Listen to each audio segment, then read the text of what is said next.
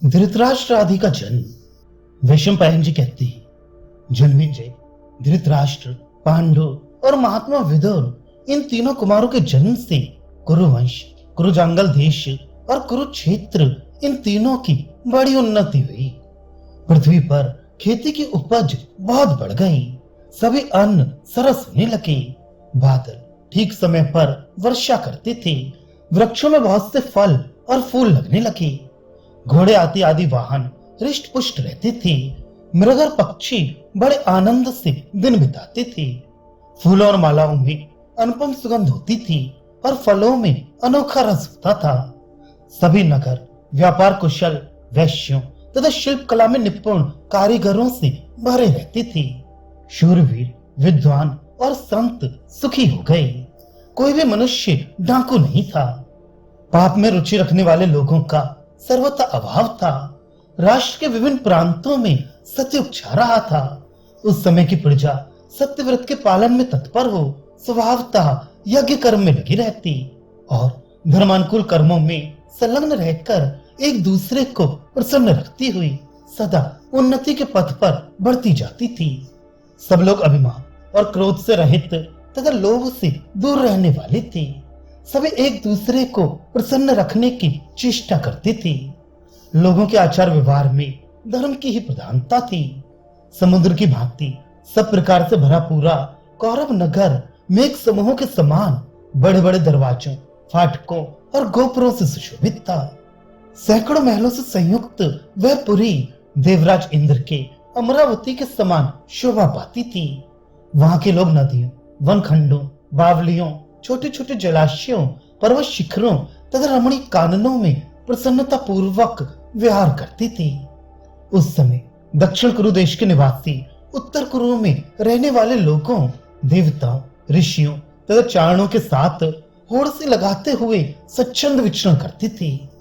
कौरवों द्वारा बढ़ाए हुए उस रमणीय जनपद में ना तो कोई कंजूस था और ना विधवा स्त्रियां देखी जाती थी।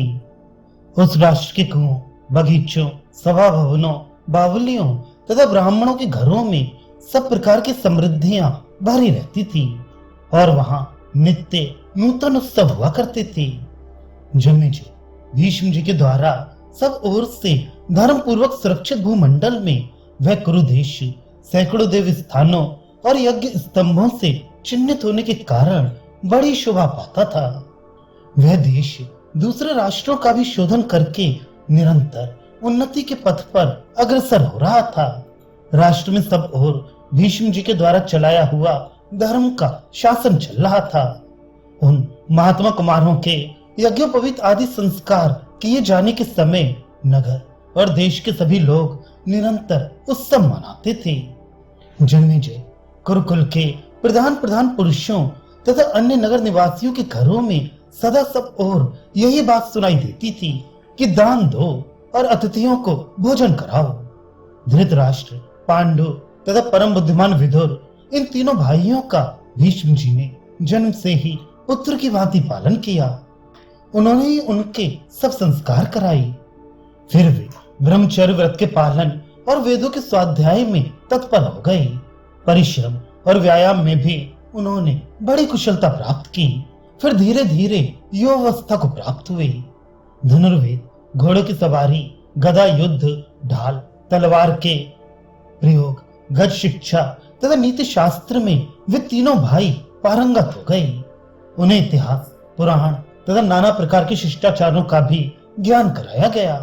वे वेद वेदांगों के तत्वज्ञ तथा सर्वत्र एक निश्चित सिद्धांत के मानने वाले थे। पांडु धनुर्विद्या में उस समय के मनुष्यों में सबसे बढ़ चढ़कर पराक्रमी थे।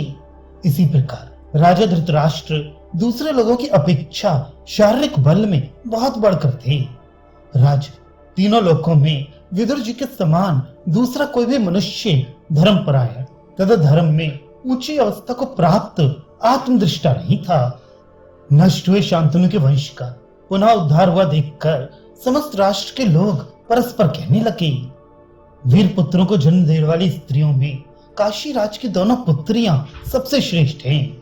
देशों में कुरुजांगल देश सबसे उत्तम है। संपूर्ण धर्मज्ञों में भीष्म जी का स्थान सबसे ऊंचा है। तथा नगरों में हस्तिनापुर सर्वोत्तम है।